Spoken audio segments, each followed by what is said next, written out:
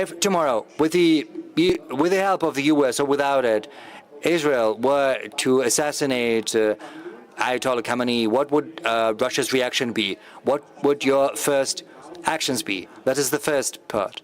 I'm sorry, Mr. Talbi, if you allow me. I think this is going to be the best response to your question. I would not even discuss this possibility. But unfortunately, this possibility is being openly discussed by Mr. Netanyahu, by Mr. Trump. Yes, I've heard all of that, but I would be loath to even discuss that. Russia and I personally keep in touch with Prime Minister of Israel on this matter, as well as with President Trump.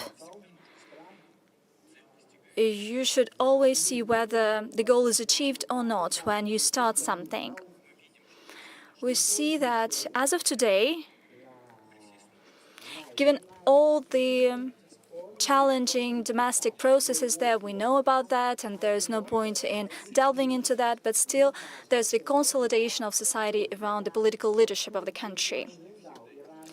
And, well, it happens virtually everywhere, all the time. Iran is no exception here.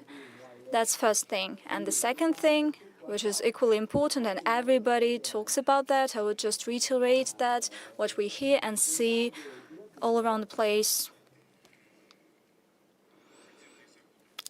These underground facilities,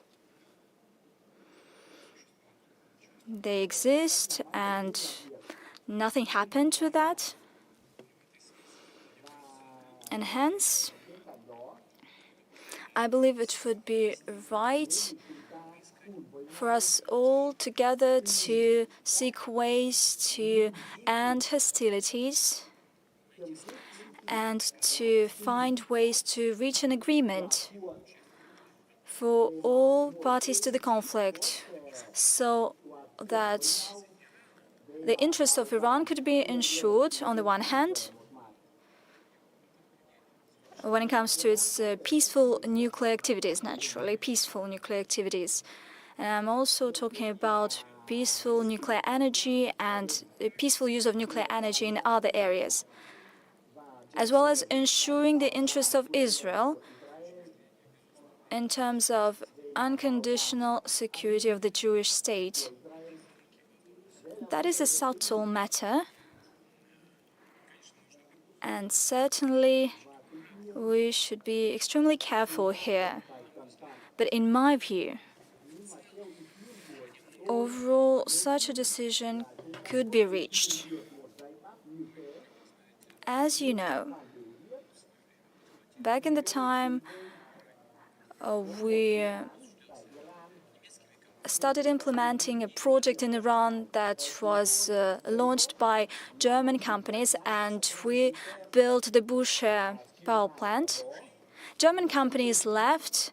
Iranians asked us to follow up on that project. It was a difficult task because it was started by German specialists. It was their design, and Rosatom made a great deal of effort in order to adjust these to the Russian design. Nevertheless, we succeeded, and this unit has been operating successfully.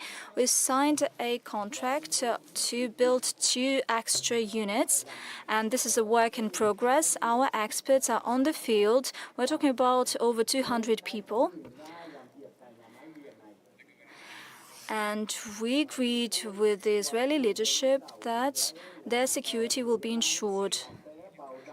Overall, I believe that given the plans of Iran to keep on developing the peaceful nuclear program, I'm talking about the areas of agriculture that is applicable, as well as medicine and so on. But this is not nuclear energy.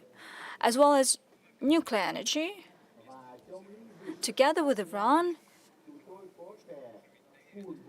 since we have this high level of trust between our countries, we have established very good relations, we could keep up with this effort and ensure their interests in this area. I would not delve into details, there are a lot of them. And all these details were discussed by us, both with the Israeli side, with the American side, and certain messages were sent to our Iranian friends. And overall, the interests of Iran in peaceful nuclear energy can be ensured. At the same time, we could lift concerns of Israel when it comes to its security. In my view, there are such options. Once again, we have outlined them to our partners, the US, Israel, and we reached out to Iran. We do not impose anything to anyone. We simply say how we see the way out of the situation. But certainly it's up to the political leadership of all these countries to decide, primarily Iran and Israel.